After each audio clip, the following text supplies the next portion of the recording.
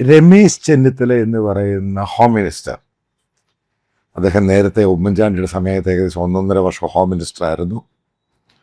ഇപ്പോൾ വീണ്ടും അദ്ദേഹത്തിന് ഹോം മിനിസ്ട്രി പോർട്ട്ഫോളിയോ ചോദിച്ചു വാങ്ങി. ഒരു കാര്യം പറയാം, എനിക്ക് രമേശിനെ പേഴ്സണലി അറിയാം. താങ്കളോട് തന്നെ പറയാം, താങ്കൾ ഒരു മരം മണ്ടൻ, എവിടെയും ഒരു നിലപാടില്ലാത്തൊരു കിഴങ്ങന്. അതുകൊണ്ട് തന്നെയാണ് കേരളത്തിൽ ഈ പറയുന്ന കോൺഗ്രസ് പാർട്ടിയുടെ നേതാക്കന്മാരാണെങ്കിലും MLA-മാരാണെങ്കിലും ഇത്രയും സീനിയറായ താങ്കളെ പിന്തുണയ്ക്കാൻ ആളില്ലാതെ പോയത്.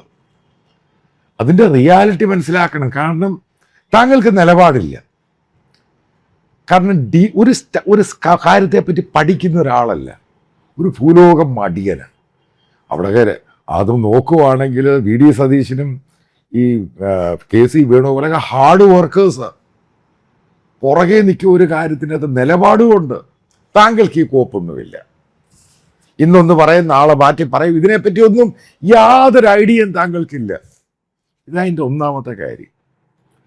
അതിൻ്റെ അകത്ത് ഏറ്റവും പ്രധാനം, EDയെ അറ്റാക്ക് ചെയ്ത ശേഷം താങ്കൾ മീഡിയയോട് കൊടുത്തൊരു ബൈറ്റുണ്ട്. രമേശ് മനസ്സിലാക്കണം, എത്രമാത്രം ഇഗ്നറൻസ്, ബോധമില്ലായ്മയാണ് താങ്കൾ ആ സ്റ്റേറ്റ്മെൻറ്റിൽ പറയുന്നത്. അതായത് ഞങ്ങളോട് പറഞ്ഞില്ല, ഇന്ത്യൻ പോലീസിനോട് പറയാതെയാണ് ED വന്നത്. ആലോചിച്ച് നോക്കും, മരമണ്ട. ഒരു റെയ്ഡ് എന്ന് പറയുന്ന, പ്രത്യേകിച്ച് പിണറായി വിജയൻ അങ്ങോട്ട് ഭരിച്ചിട്ടിറങ്ങി 10 ദിവസമായി. ആ പോലീസിനോട് ഇൻഫോം ചെയ്ത് വന്നു കഴിഞ്ഞാൽ പിണറായി വിജയൻ്റെ വീട്ടിൽ ഈ ED വരുമ്പോൾ ഒരു 10,000 പേരങ്ങ് കൂടുക, റിയാസിൻ്റെ വീട്ടിൽ കൂടുക. അത്രമാത്രം ബോധ്യമില്ലാത്തൊരു മണ്ടനതാൻ. അതുകൊണ്ടാണ് പറയുന്നത്. അത് കാര്യങ്ങളുടെ ഡെപ്ത് അറിയാത്ത ഒരാൾ. പക്ഷെ വീണ്ടും കേരളത്തിൻ്റെ ഹോം മിനിസ്റ്ററായി, വീണ്ടും മരമണ്ടത്തരം പറയാൻ തുടങ്ങി. മനസ്സിലാക്കുവാൻ, ഞാൻ ഡൽഹിയിലാണ്, നാഷണൽ മീഡിയയിലൊക്കെ വളരെ മോശമായിട്ട് കേരള പോലീസിനെ പറ്റി വരാൻ തുടങ്ങി.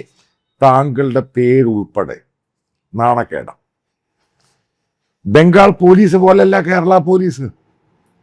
അവിടെ EDയുമായി ബന്ധപ്പെട്ട് അവിടെയുള്ള ഗുണ്ടകളെല്ലാം കൂടെ ED അടിച്ചോടിച്ച് ബഹളം ഉണ്ടാക്കി, പ്രശ്നമുണ്ടാക്കി ഉണ്ടായ സംഭവമാണ്.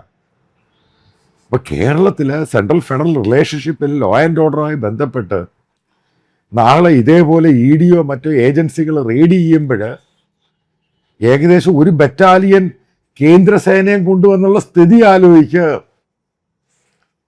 അതൊന്ന് ആലോചിച്ച് നോക്ക് താങ്കൾ.